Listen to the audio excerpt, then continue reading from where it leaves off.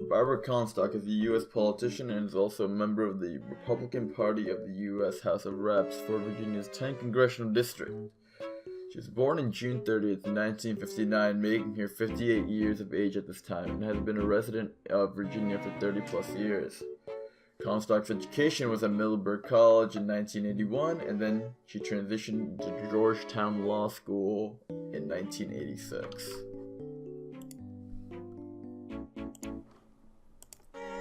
The way that we as a group plan to measure the success of Barbara Comstock in this case is to essentially look at the criteria and see how much each criteria weighs. In this case, we have 4 criteria.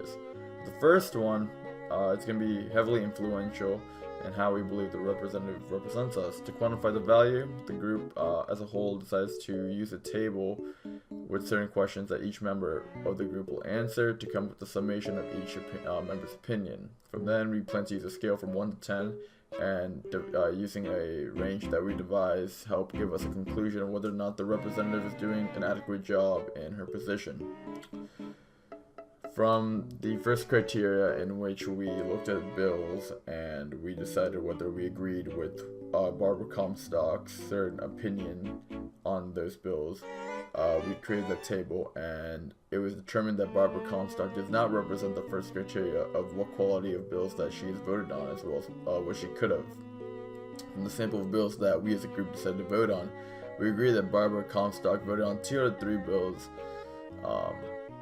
and honestly, that result was not adequate enough. The results indicated that the group had accumulated 190 points out of a possible 270, which resulted in a .704 for our decisions. And this primarily was taking a hit on the authorizing concealed firearms in establishments that served alcohol, with an extremely poor 1 point out of 10 from each member.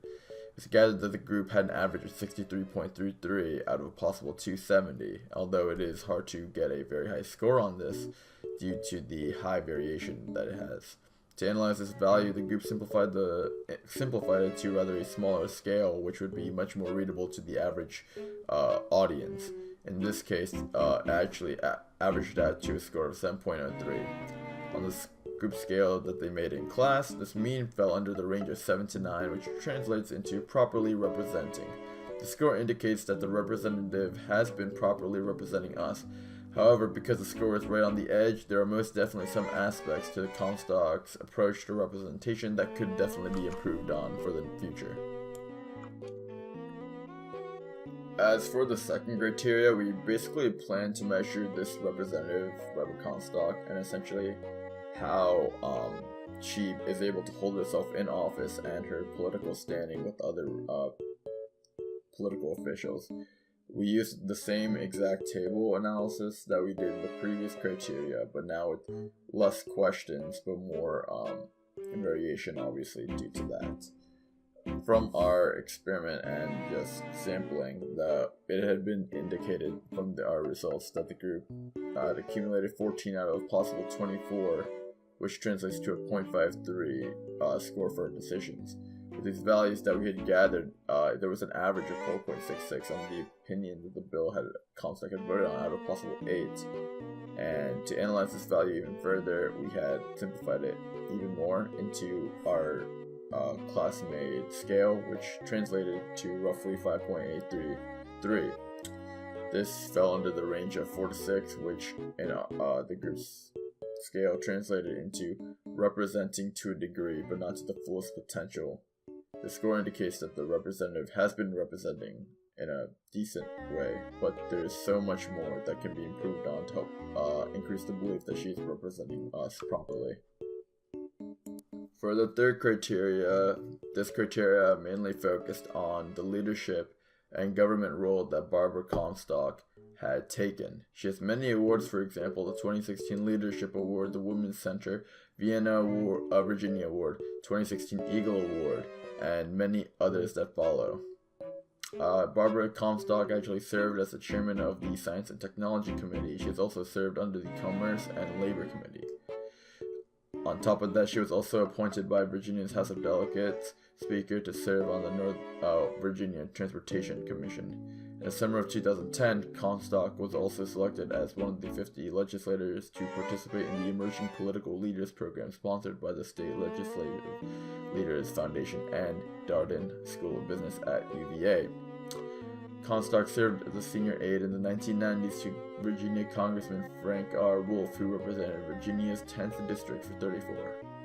Because of all of these accolades, as well as participation and government work that she had done prior to her taking up office, it was determined that she was most definitely fit to be a great representative for the state of Virginia with all of her experience and expertise. Finally, we come to the fourth criteria, in which the group as a whole decided to select on much more of a precise and focus on a certain aspect of Barbara Comstock's political reign. In this case, the group planned to measure the success and how to quantify the heavy influential ideas of gun control and gun laws in the state. To quantify this value, the group planned to verbally explain their views on gun control and specify their opinions on Barbara Comstock's policy on gun control. With a given scale that the group used to determine the competence of Barbara Comstock's policy on gun control, it can be concluded that she actually has poor judgment in this specific field in regard to gun control, as her mean value is at a 2.33 set in the 1 to 3 range out of the 10 that the group implemented, which translates into the poor criteria.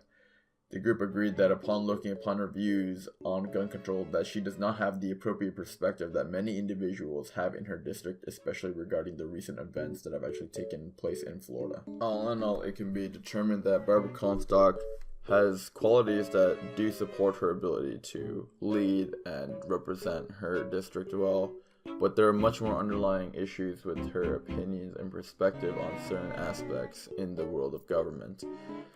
These create flaws that, as a citizen, create disruption and, in a way, a terror in someone's heart.